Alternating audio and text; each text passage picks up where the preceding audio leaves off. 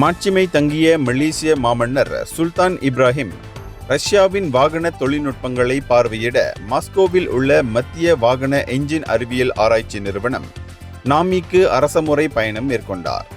நாமியின் தலைமை நிர்வாக அதிகாரி ஃபெடோர் நசாரோவ் மாமன்னரை வரவேற்றார்.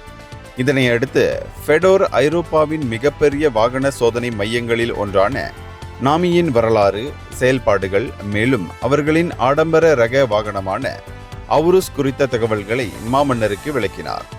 மலேசியாவின் உயர் அதிகாரிகளுடன் வருகை தந்த சுல்தான் இப்ராஹிம் நாமியின் ஆய்வுக்கூடங்களை சுற்றி பார்த்தார்.